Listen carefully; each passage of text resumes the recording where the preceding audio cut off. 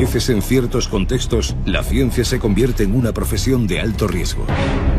Existen cientos de casos de investigadores muertos en circunstancias extrañas o directamente desaparecidos sin dejar rastro. En la mayor parte de ellos, los implicados estaban a punto de realizar descubrimientos clave que seguramente incomodaban a intereses económicos o militares. Historias como la de Philip Taylor Kramer, famoso por ser bajista del mítico grupo de rock Iron Butterfly, y que posteriormente desarrolló una carrera científica llena de éxitos. Su cadáver apareció en un paraje desolado de California tras una desaparición de varios años. Afirmaba haber descubierto un método viable para viajar más rápido que la luz.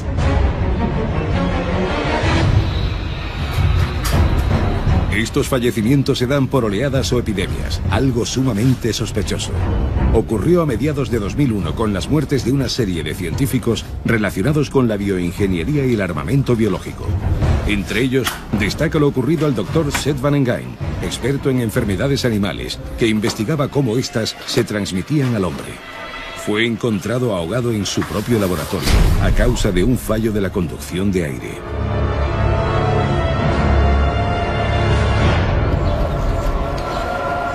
Algunos de estos sucesos resultan especialmente llamativos. Por ejemplo, ¿cuáles son las posibilidades de que ambos miembros de una pareja fallezcan a la vez ahogados en una piscina? Eso fue precisamente lo ocurrido a un matrimonio de científicos del Laboratorio de Anatomía Patológica de la Universidad de Missouri. Se encontraban trabajando en la búsqueda de un posible vínculo entre el uso de pesticidas y diversas enfermedades.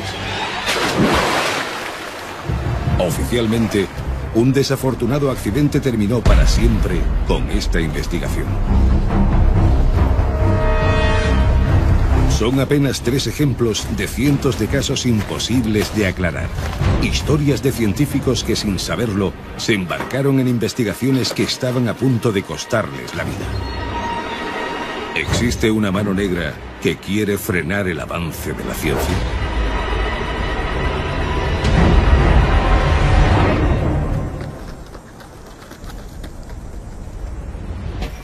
Casi cada año hay situaciones de este tipo. La última sucedió hace apenas unos días, poco más de un mes. El último superviviente que quedaba del programa Apolo en su aspecto más técnico, el encargado de toda la navegación, aparecía en un hotel de Bangkok ahorcado en unas circunstancias absolutamente extrañas.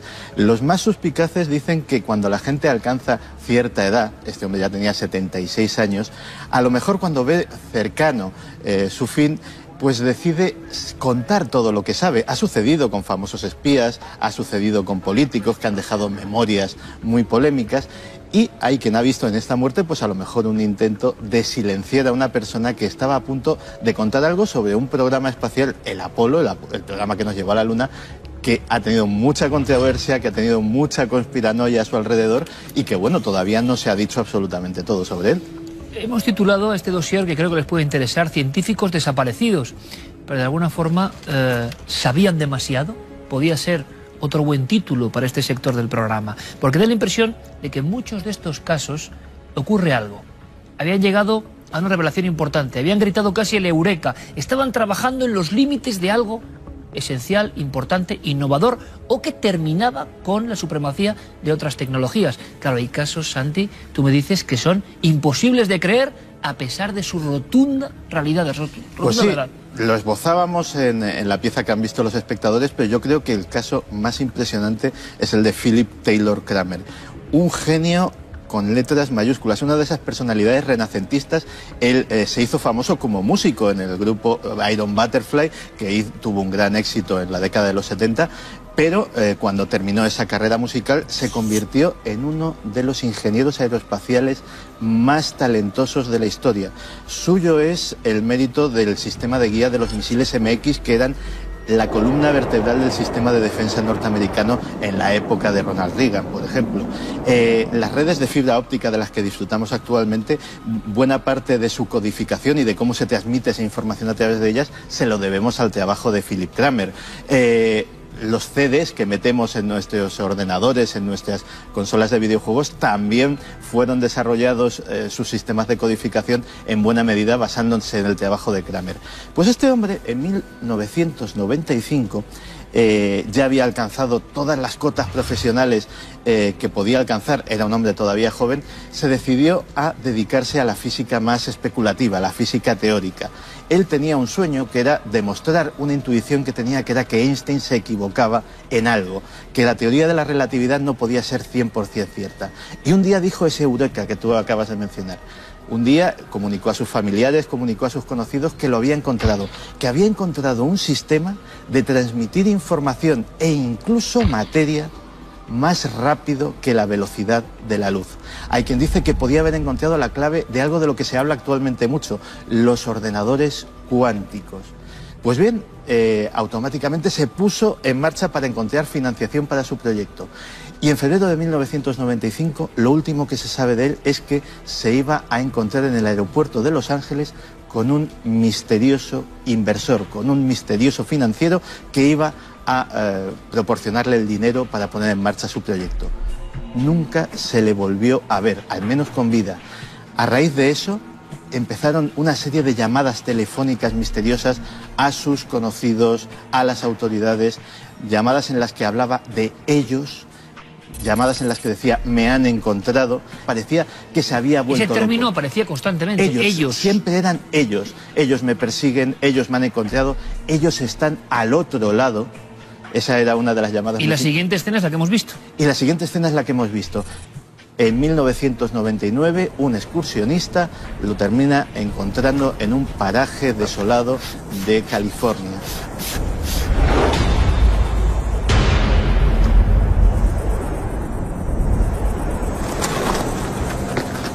Genética, mundo, ámbito de lo nuclear, desarrollos de todo tipo a nivel informático. Existen áreas donde se producen picos de muertes de científicos. Y esto ya nos deja sin palabras, auténticas oleadas, como si hubiese un contagio de muertes de científicos de élite que estaban a punto de encontrar algo. ¿Qué hay detrás? Vamos a analizarlo en nuestra mesa de la conspiración. Al final, a ver si aquello de Alternativa 3, como ficción un poco estrambótica, pero de gran impacto, se va a convertir en realidad, con una vertiente mucho más siniestra.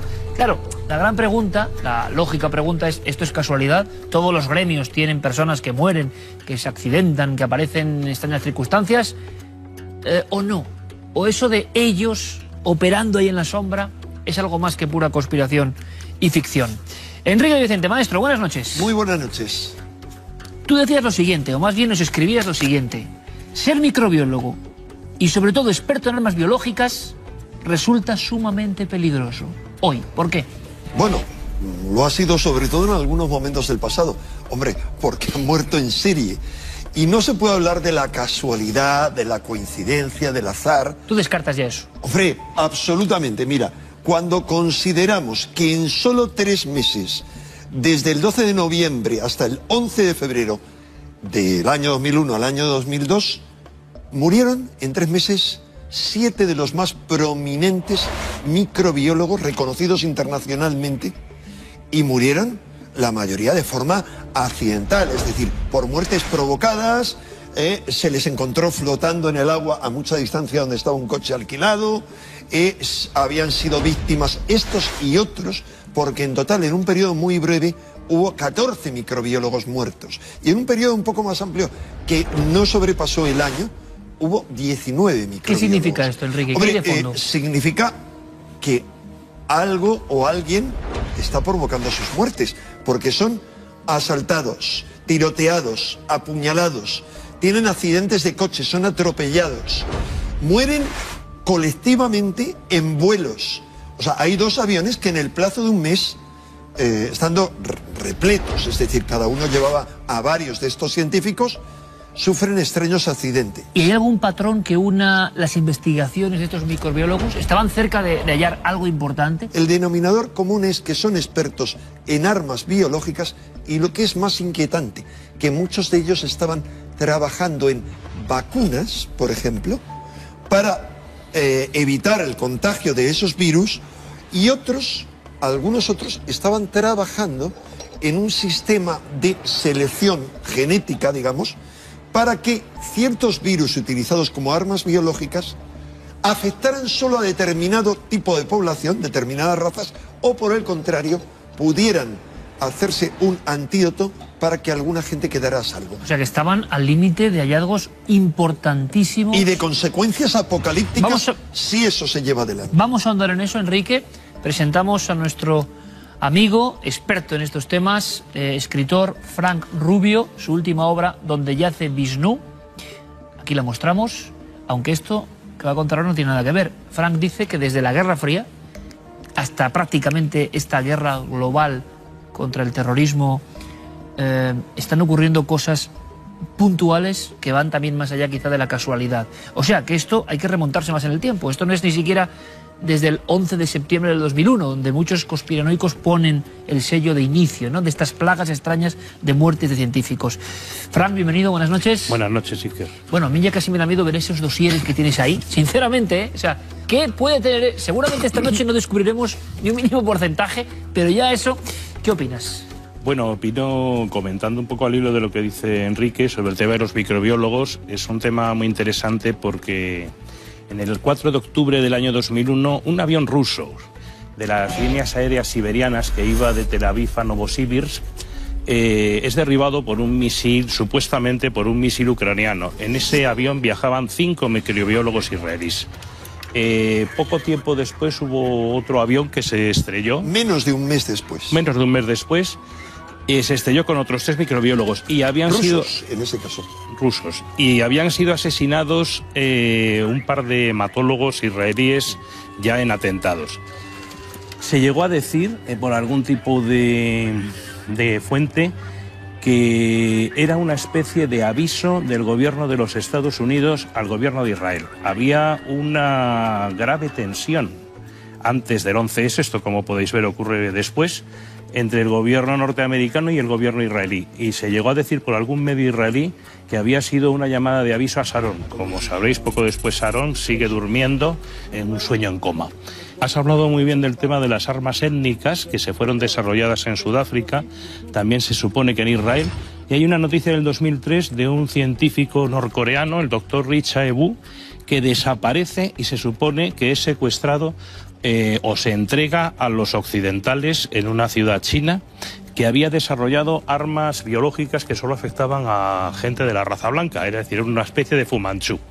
Un elemento más antes de intentar saber quiénes son ellos, si es que hay ellos, ese ellos que decía uno de los protagonistas de estas muertes de científicos. Santi, las oleadas, me interesa, para dejarlo claro, hay diferentes puntos en el calendario reciente donde personas de una misma rama de la ciencia, ya especificando, van cayendo. Sí, además, como muy bien decía Enrique, es que cualquier atisbo de intentar achacar a la casualidad este tipo de muertes, precisamente ese desarrollo en oleadas, en que de repente en un país, en un determinado sector, empiezan a desaparecer científicos a toda velocidad en un espacio de tiempo muy corto, es lo que realmente hace que se levanten todas las suspicacias. Fíjate que a veces no es ni siquiera un ámbito tan grande como un país, a veces es en una sola empresa. En Marconi Defense System, una empresa de armamentos muy conocida, entre 1983 y 1985 murieron en extrañas circunstancias más de una veintena, dependiendo de si contamos a unos otros como extrañas circunstancias, de los más punteros científicos. Expertos en supercomputadoras que perdían los frenos de sus coches y caían al mar. Diseñadores de software que se suicidaban de repente con una escopeta sin haber dado ningún síntoma de depresión, de tener ningún problema personal, etcétera. Gente que se arroja desde una ventana después de haber expresado temor por su vida a todos sus allegados. Y a veces con señales tan de película, de hombres de negro, como esas llamadas del caso Kramer de ellos, ¿no? Constantemente. ¿Quiénes son ellos? Ellos son, evidentemente, la ciencia después de la Segunda Guerra Mundial, colabora activamente con la técnica y con los sistemas armamentísticos y militares. Entonces es un activo militar.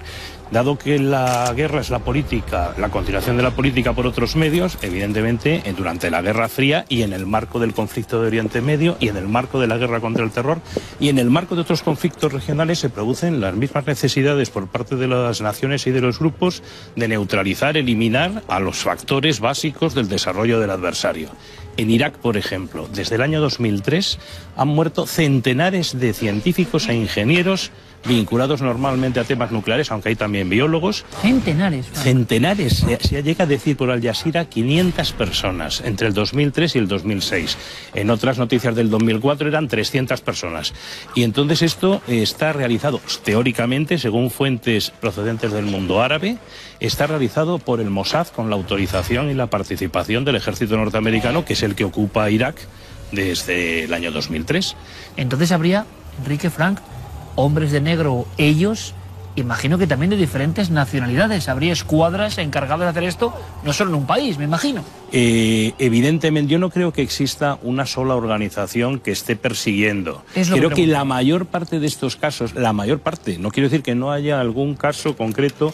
Por ejemplo, el caso de estos científicos como Eugen Malove o Jacob Greenberg, que están trabajando en temas relacionados con la conciencia, como Wilhelm Reich trabajaba en la energía orgónica. Eso es muy interesante, ¿eh? Cuidado, el caso de Greenberg. Ahí has mencionado uno, hay uno que yo lo he conocido mucho personalmente. Sí, ahora comentamos, acaba, Frank. Estabas hablando porque has mencionado científicos, que esto sí que nos interesa enormemente, que estaban ya metiéndose en un terreno muy espinoso que tiene que ver casi con nuestros temas, ¿no? Tiene que ver con cuestiones relacionadas como configuramos la realidad, con temas relacionados con la física cuántica, pero al mismo tiempo la conciencia e incluso la energía vital. Por ejemplo, Wilhelm Reich acabó en la cárcel, murió en la cárcel, se destruyeron toda su documentación, sus libros, sus famosas cámaras orgónicas con las que hablaba que podía curar el cáncer, que había descubierto una energía que era la energía vital, la energía cósmica, que eso lo iba a revolucionar todo, que la energía nuclear era penosa para eso, que destruía el medio ambiente,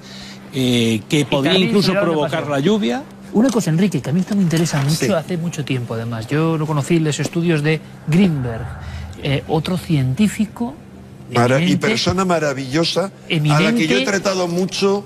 Es un hombre, mira, al que yo admiraba desde que yo era muy joven. Buscaba sus libros sobre neurofisiología publicados en México, que eran muy difíciles de leer, y cuando le conocí vi la persona tan sencilla, Enrique, y tan profunda que pero era. Muchos espectadores se preguntarán quién es este científico del que habla si Enrique le conoció. Pues Jacobo Greenberg, que yo sepa, a día de hoy desaparecido, ¿no? ¿Cómo desaparece? De forma misteriosa, no se sabe mucho, pero ahí hubo todo tipo de rumores que hablaban incluso de un problema personal, de que alguien muy allegado a él, no voy a dar detalles porque sería materia judicial, alguien de su familia lo hizo desaparecer, y hay quien dicen que, bueno, que corrió una muerte extraña. No ellos, como también, digamos, en esa época sufrieron muertes muchos discípulos de Castaneda, pero por la propia trama en la que se habían metido. Es decir, yo en el caso de Jacobo Greenberg excluyo, sinceramente, no creo bajo ningún concepto que hubiera alguien dispuesto a hacerle desaparecer. No lo creo, al igual que estoy firmemente convencido que en otros casos es obvio y es evidente.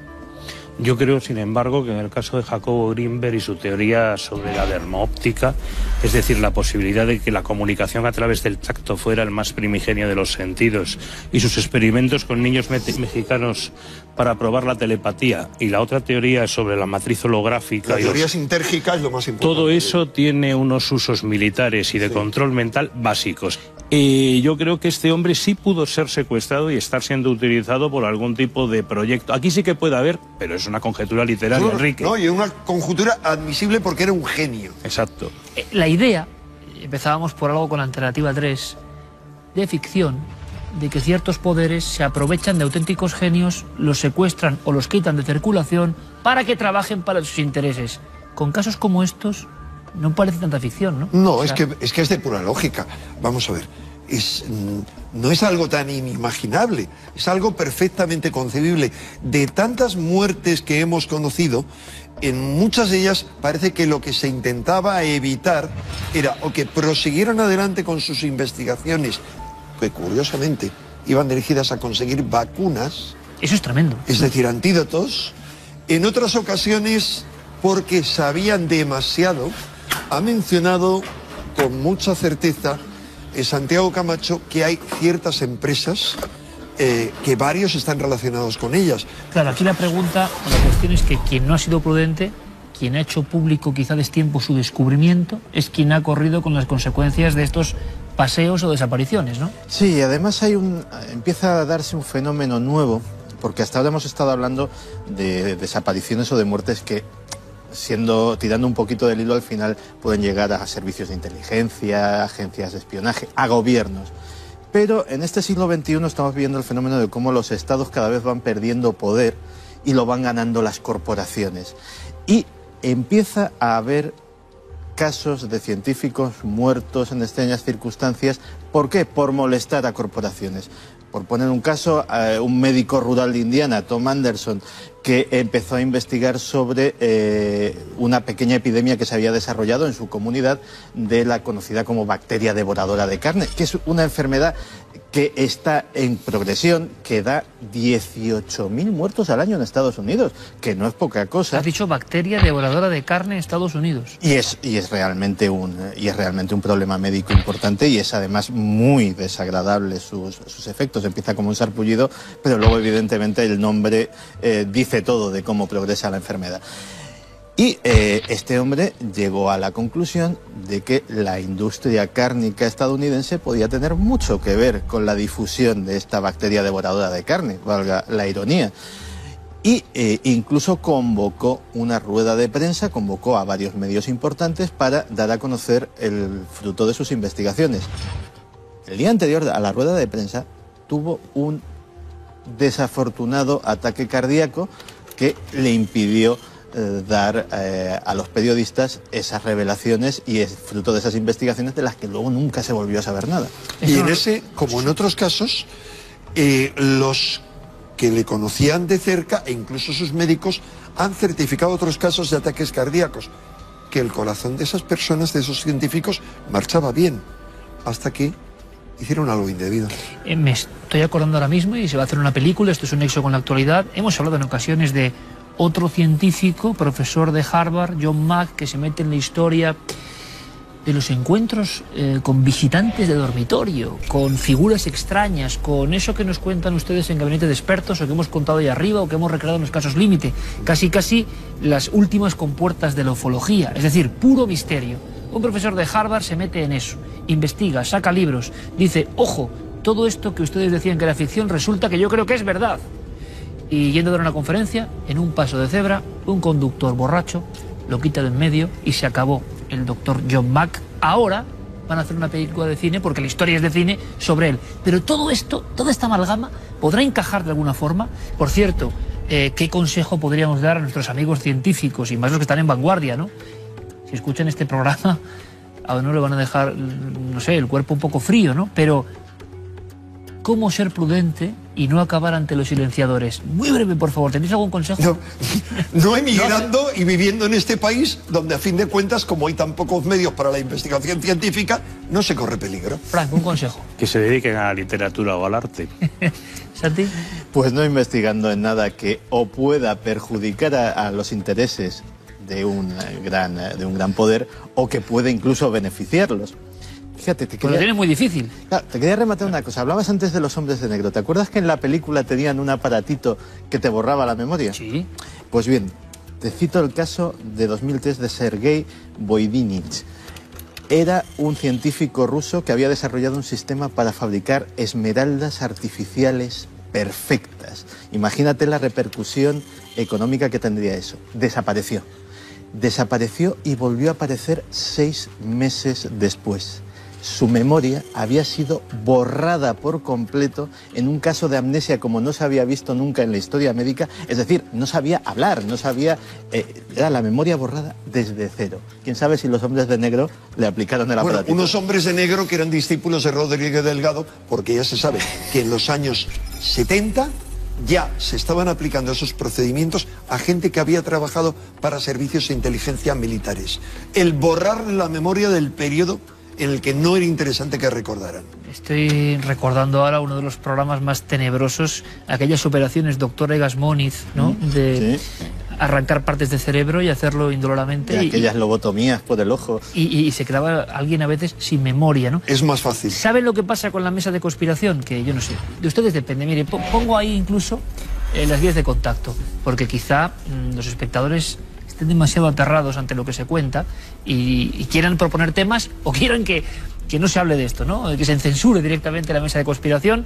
Aquí no creemos en la censura, pero desde luego cuando acudimos a estos temas de actualidad, que vemos que se prolongan en el tiempo hacia atrás y que nos afectan a todos y que están en las noticias y que luego se olvidan, nos quedamos con una extrañísima sensación. Una sensación que para mí es como más sórdida y más angustiosa que la mayoría de temas, entre comillas, misteriosos que contamos en este programa. Gracias a los tres, como siempre. Gracias a los tres por inquietarme y no sé si inquietarles también a ustedes. Y espero que no les haya generado esto muchísima inquietud, que es lo que a mí me pasa siempre que hablamos del ámbito de la conspiración. Está ocurriendo y, como decía Enrique de Vicente, a lo mejor no prestamos la atención suficiente.